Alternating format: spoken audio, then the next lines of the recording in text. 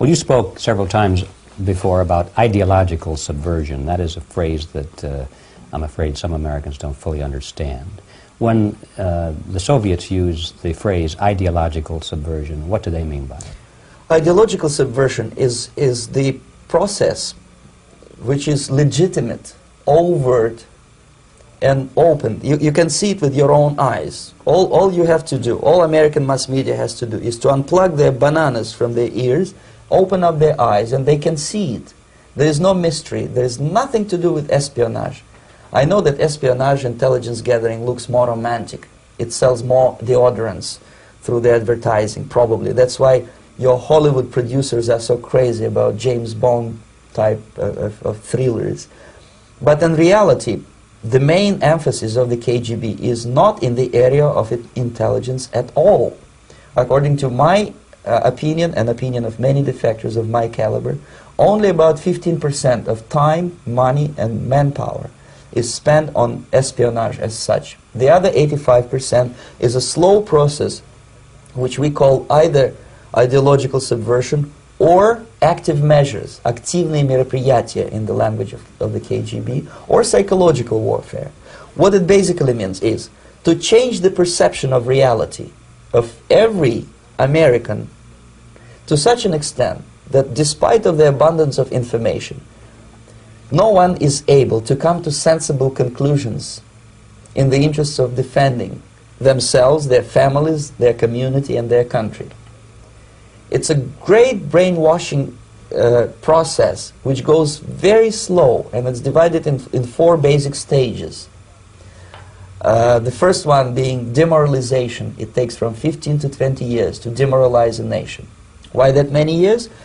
Because this is the minimum number of years which requires to educate one generation of students in the country of your enemy, exposed to the ideology of the enemy. In other words, Marxism-Leninism ideology is being pumped into the soft heads of at least 3 generations of American students without being challenged or counterbalanced by the basic values of Americanism, American patriotism. The result you can see.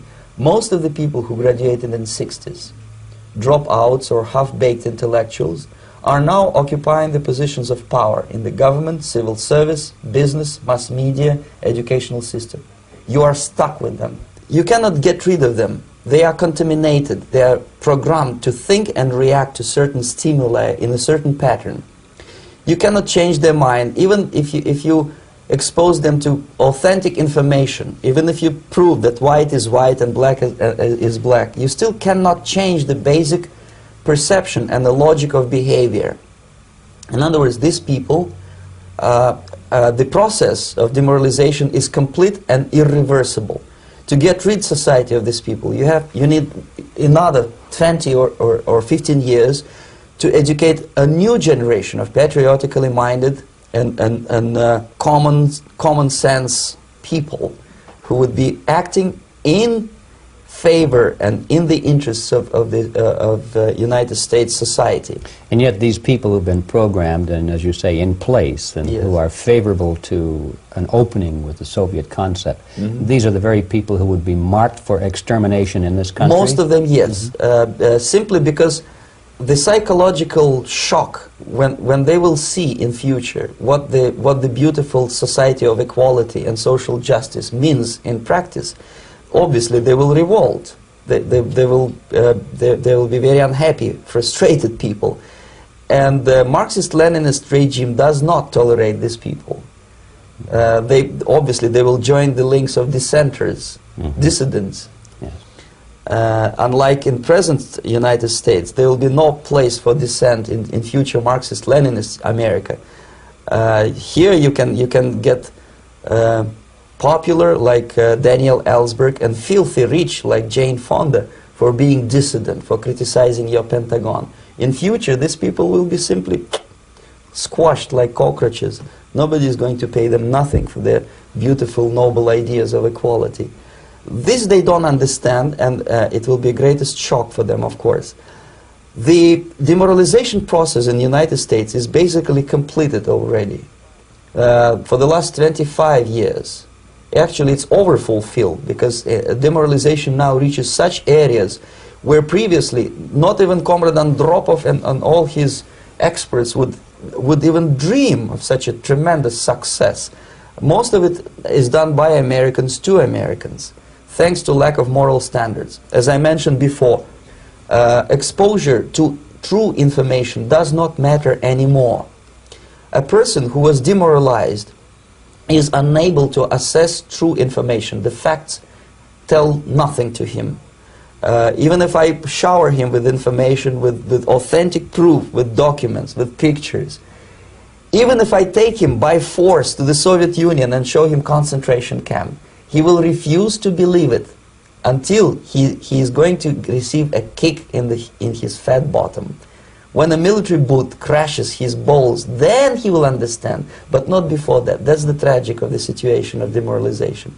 So basically America is stuck with demoralization, and unless, even if you start right now, here, this minute, you start educating new generation of Americans, it will still take you 15 to 20 years to turn the tide of ideological perception of reality back to normalcy and patriotism. The next stage is destabilization. This time, subverter does not care about your ideas and the patterns of your consumption. Whether you eat junk food and get fat and flabby, doesn't matter anymore. This time, and it takes only from 2 to 5 years to destabilize a nation, what matters is essentials: economy, foreign relations, defense systems.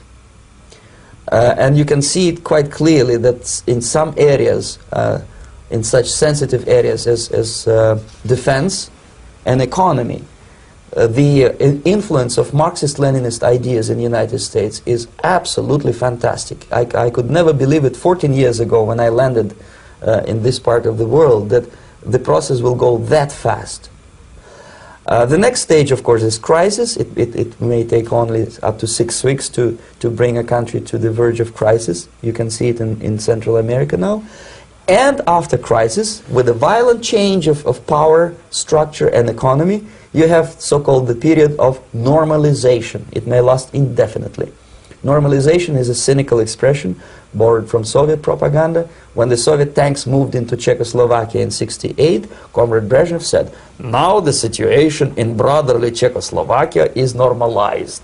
This is what will happen in the United States if you allow all these schmucks to bring the country to crisis, to promise people all kind of goodies and the paradise on earth, to destabilize your economy, to eliminate the principle of free market competition, and to put a big brother government in Washington, D.C., with benevolent dictators like Walter Mondale, who will promise lots of things, never mind whether the promises are fulfillable or not.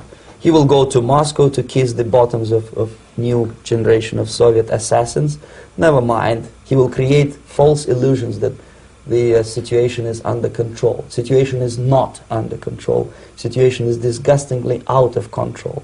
Most of the American politicians, media, and educational system trains another generation of people who think they are living at a peacetime. False. United States is in the state of war, undeclared total war against the basic principles and the foundations of this system. And the initiator of this war is not Comrade Andropov, of course. It's the system.